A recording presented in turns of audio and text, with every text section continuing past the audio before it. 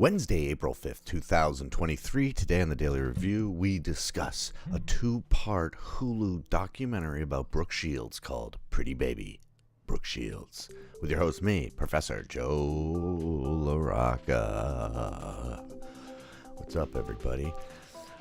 This is one of those documentaries I started, I saw the ad for and I clicked on and I was like, I'm only going to watch 5 minutes of this because I bet it's a bunch of BS. I don't know why I thought that. And was immediately engrossed because I realized I didn't really know this story or know much about Brooke Shields. It's like just before my time.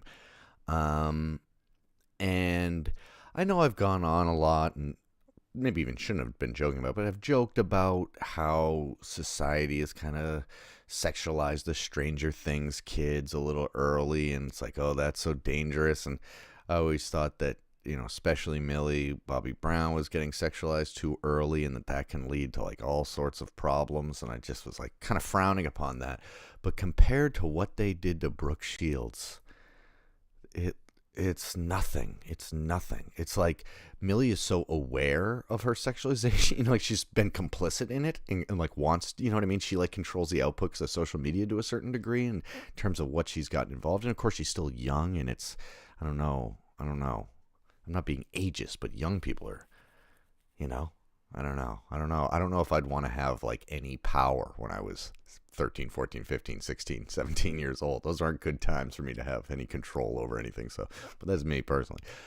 So essentially, she starts modeling. Her mother is loving, but is an addict and clearly leads to some of these bad decisions, probably.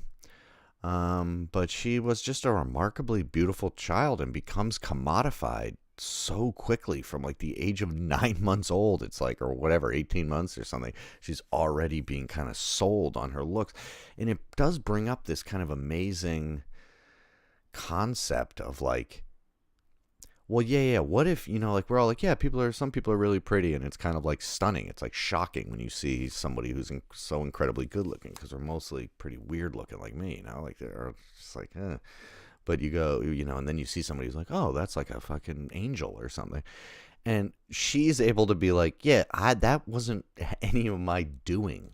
I was just born with this face and then everybody started treating me like this. And it must be insane to deal with and to, especially when you're developing as a kid. And she's on all these late night shows and people being you sure are beautiful. Put the microphone in her face. She's I'm 9. What the fuck are we talking about here? It's really upsetting. And she's in pictures that look like fucking porno pictures, but she's 12 and she's selling jeans. It's what are we doing? Oh my God. This is brutal. It's so obvious. It's the most sexualized picture you've ever seen. And it's just somebody with toothpaste. And they bring up this not cool, but interesting sociological thing that was saying, the feminist revolution and sexual revolution of the 60s led to women not wanting to be portrayed as sexual objects. And so they just gave those roles to kids because they didn't know any better, which is so twisted.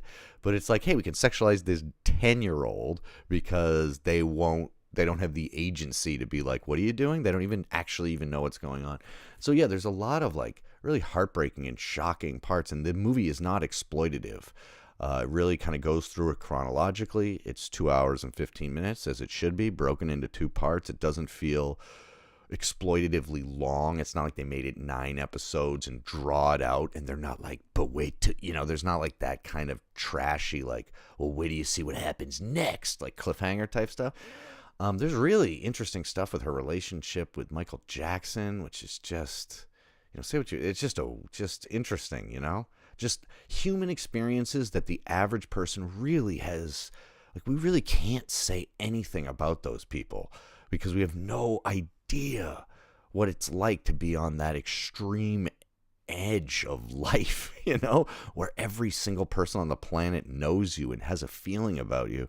I mean, I'm sure I don't know. I'm not defending Michael Jackson, but it's it would be so hard to comprehend what his life was like because it's so vastly, both of these characters, exactly, I'm saying them as characters, these people Very bizarre. It's just kind of an interesting documentary, even if you're not interested in Brooke Shields, just about the media and how we treat these things and women and how their role in media and children and what's appropriate and what isn't. It's just kind of remarkable because I think often I'm like, geez, I see things now and I go, that's inappropriate.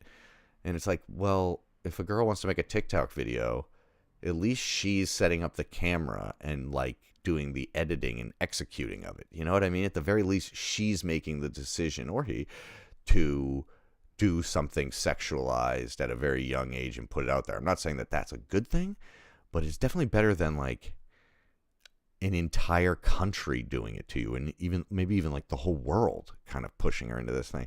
And it gets into some of her early roles. Pretty Baby was one of her first big roles, where it's a Louis Malle movie and she plays a prostitute, a 12-year-old prostitute. And she has a kissing scene with Keith Carradine, who's 29 at the time. And Louis Malle is like, yes, you are a pretty girl, you must kiss. These fucking French and Italian directors are so creepy, man. And then Zaffarelli is like, I saw this girl and I was saying to myself, I am in love with this girl. And I was like, what the fuck, dude? You're like 52. She's 12. You fucking sick fucks. What's wrong with you? Yeah, and she does like, I don't know, because of, Blue Lagoon, which is Zaffarelli, I believe. And so, I don't know. People, I never have seen Blue Lagoon. And people at the time, all the kids at the time were like, it's wonderful. It explores these ideas of sexuality and stuff. It's almost like a Bible story. It's almost like Garden of Eden. And that movie apparently is tastefully made. There's nothing I can't say anything about it, but apparently it's very tastefully made. But I don't know. I'll have to watch it and let you know, but I'm not really rushing out to see it. But apparently it's like I said. Anyway. So yeah, I would watch this if you're into movies and media. Let me see if I wrote anything down. Anything else I wanted to say? Oh yeah, Laura Linney shows up and Drew Barrymore. Laura Linney was friends with her since the very beginning. Yeah, being a celebrity makes you an object. Sexualizing little girls. Yeah, it's very dangerous. What else? Yeah, I know. It's just like, it's almost like a philosophical, because she is remarkably beautiful. So it is like putting that on the extreme. It's like, well, what if you were the most beautiful person to ever live? And that was like decided and thrust upon you from a very young age. Like, how would you develop? And that's what's interesting, is that she seems really, Brooke Shields feels really well adjusted, or however you say, or like has worked through it. And that's another really interesting side of the documentary. This isn't like somebody doing it years later talking about her. She's right there going, yeah, I didn't know. And that part when she's on a show, on a late night show with her mother, and they ask her, she's like 12 years old or something, or 14 or something, like, oh, people say your mother's an alcoholic, like, because she has sunken eyes and her red skin. And she has to, like, defend her mother, being like, she has allergies.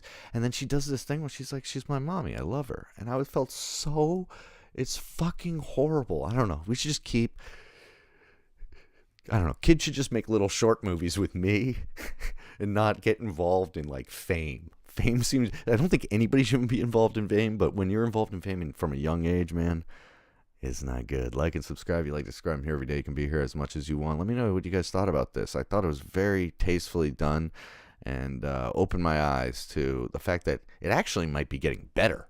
I know I kind of crap on everything, but certain elements of the industry actually might be getting better, which is hopeful and nice. And it's lovely that